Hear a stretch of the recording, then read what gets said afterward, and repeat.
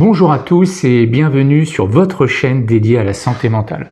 Aujourd'hui, je vous propose une histoire vraie, celle de la relation intime et souvent méconnue entre ce que nous mettons dans notre assiette et notre santé mentale. Ce n'est pas un conte, mais une aventure scientifique qui pourrait transformer votre quotidien. Alors vous arrive-t-il de vous sentir parfois anxieux, épuisé ou de voir votre humeur fluctuer sans raison? Et si la réponse se trouvait dans votre ventre? Nous allons partir ensemble à la découverte de ce lien fascinant entre alimentation et cerveau. Pour rendre ce voyage concret, j'ai invité 4 aliments. Du chocolat noir, au moins 70%, un artichaut, une boîte de sardines et, pour le contraste, un pot de pâte à tartiner façon Nutella. Alors chacun va jouer un rôle clé dans notre histoire. Cette vidéo est faite pour vous si vous voulez comprendre comment un simple repas peut devenir un acte puissant pour votre clarté mentale et retrouver de la vitalité sans vous sentir résigné face aux défis du quotidien. C'est parti.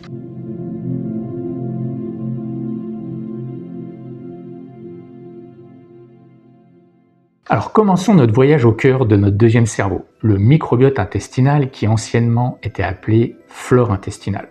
Une communauté foisonnante de milliards de micro-organismes. Des bactéries y vivent principalement, 100 000 milliards, mais aussi des virus, des champignons, des levures, qui résident dans votre intestin. C'est un véritable écosystème qui pèse entre 1,5 kg et 2 kg, autant que votre cerveau lui-même. Chaque individu possède un microbiote unique, un peu comme une empreinte digitale. Sa composition est fortement influencée par ce que nous mangeons, mais également par le stress, notamment le cortisol, hormone du stress, qui agit sur la paroi intestinale, mais ça nous le verrons dans une prochaine vidéo. Alors parlons de nos premiers invités, les champions de votre microbiote. D'abord le chocolat noir. Lorsque vous consommez un aliment riche en tryptophane, comme les œufs, les graines de courge ou le chocolat noir, vous enclenchez un balai biochimique au cœur de votre intestin. Le tryptophane, cet acide aminé essentiel, traverse la barrière digestive pour rejoindre la paroi intestinale où il devient la matière première d'un processus fascinant. C'est là que la magie opère. Au sein de la muqueuse intestinale, des cellules spécialisées captent ce précieux tryptophane et grâce à une enzyme clé, elles transforment le tryptophane en sérotonine, ce neurotransmetteur surnommé l'hormone du bonheur. Résultat, une grande partie de la sérotonine de votre corps, jusqu'à 90%, est produite dans votre intestin où elle régule non seulement la motricité digestive, mais aussi indirectement votre humeur et votre bien-être général. Un déséquilibre du microbiote peut réduire leur production, augmentant le risque de dépression et de troubles de l'humeur. L'intestin, c'est bien plus qu'une usine à digestion, c'est un véritable laboratoire. Voyons comment la sérotonine intestinale agit sur notre cerveau. Et là, on va parler de l'axe intestin-cerveau, un réseau de communication permanent et bidirectionnel. Le plus impressionnant, c'est le nerf vague, une véritable autoroute neuronale qui relie directement votre intestin à votre cerveau. Les neurotransmetteurs, comme la sérotonine ou le GABA, agissent sur les neurones de la paroi intestinale. Oui, vous avez bien entendu. L'intestin a ses propres 200 à 500 millions de neurones. Ceux-ci transmettent ensuite leur message au cerveau via des signaux électriques le long du nerf vague. C'est un peu comme un système téléphonique interne rapide. Ces signaux sont intégrés et relayés dans le cerveau vers le noyau drapé dorsal. C'est le principal centre de production de sérotonine situé au niveau du tronc cérébral. Cette sérotonine se propage ensuite dans la majeure partie de vos neurones, favorisant ainsi une sensation de bien-être et une diminution des troubles anxieux ou dépressifs. Alors, passons à l'artichaut, notre allié fibreux. Il regorge de fibres prébiotiques spécifiques. Alors pourquoi sont-elles spéciales? Parce qu'elles ne sont pas digérées par nous. Elles sont le festin préféré de nos bonnes bactéries intestinales. Lorsque ces bonnes bactéries que vous aurez vous-même cultivées grâce à une alimentation saine fermentent ces fibres non digestibles que vous aurez également décidé d'ingérer et avec l'aide des cellules intestinales naturellement présentes sur la paroi de votre intestin, un processus chimique s'opère. Des molécules vitales appelées acides gras à chaîne courte naissent et sont sécrétées.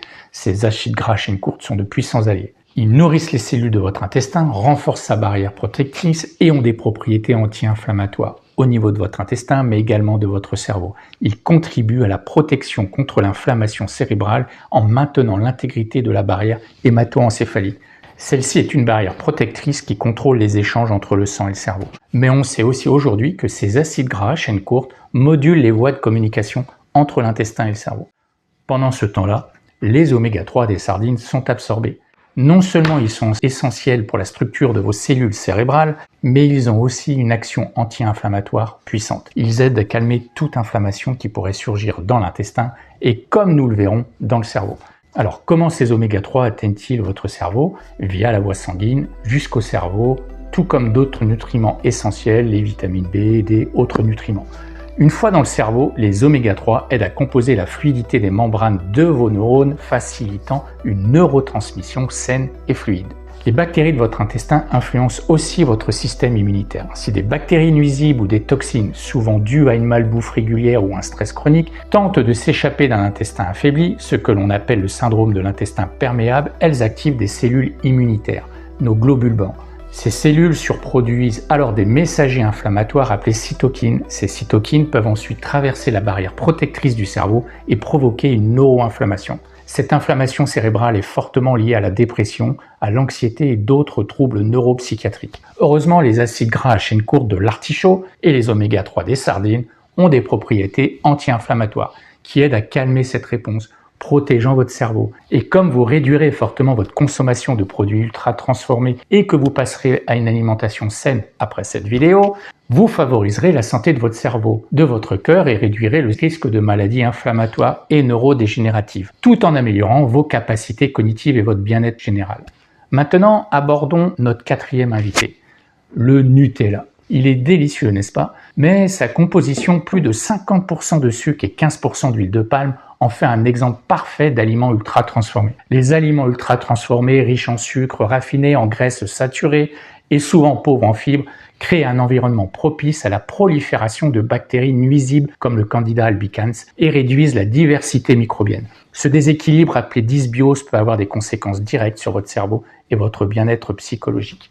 La consommation excessive de sucre peut influencer négativement votre santé mentale, entraînant instabilité émotionnelle et augmentation de l'anxiété. Elle peut également perturber votre concentration et affecter vos fonctions cognitives. Le débat sur l'addiction au sucre est complexe. Bien que l'Organisation mondiale de la santé ne le classe pas comme une substance addictive au même titre que l'alcool ou le tabac, les études montrent que l'excès de sucre peut engendrer des réponses cérébrales similaires à celles observées dans les addictions, notamment une diminution des récepteurs de dopamine, ce qui pousse à consommer toujours plus pour ressentir la même satisfaction. Ce n'est pas tant le produit en lui-même qui est un poison, même s'il n'est pas sain non plus, mais la quantité et la fréquence de sa consommation, ainsi que le comportement compulsif qu'il peut engendrer. Limiter les aliments ultra transformés est crucial pour préserver un microbiote diversifié. Alors la prochaine fois que vous préparez votre repas, rappelez-vous ce voyage fascinant que vos nutriments entreprennent. Choisissez consciemment les aliments qui nourrissent vos alliés intérieurs. Les fibres des légumes et légumineuses, les oméga 3 des poissons gras, les probiotiques naturels présents dans les aliments fermentés tels que le yaourt nature, non aromatisé et sans additifs, ou le kéfir, la choucroute ou le kombucha. Tous ces aliments augmenteront votre qualité de vie à coup sûr. Ces petits gestes ont un impact immense sur votre équilibre physique et mental. Explorez ces pistes. Vous avez le pouvoir de transformer votre bien-être au quotidien. Alors si vous avez aimé cette vidéo, n'hésitez pas à liker et partager pour qu'un maximum de gens découvrent l'incroyable pouvoir de leur assiette sur leur santé mentale. Et si vous souhaitez en savoir plus sur mon accompagnement en psychonutrition, rééquilibrage alimentaire, nutriments clés pour le cerveau et microbiote, suppléments nutritionnels et gestion du stress, car tout est lié, je vous invite à cliquer sur le lien sous cette vidéo. Vous pouvez réserver un rendez-vous gratuit et sans engagement pour échanger sur vos besoins et explorer ensemble les solutions qui vous conviennent. Merci de votre fidélité. On se retrouve très bientôt pour une nouvelle capsule santé. Prenez soin de vous et à très vite.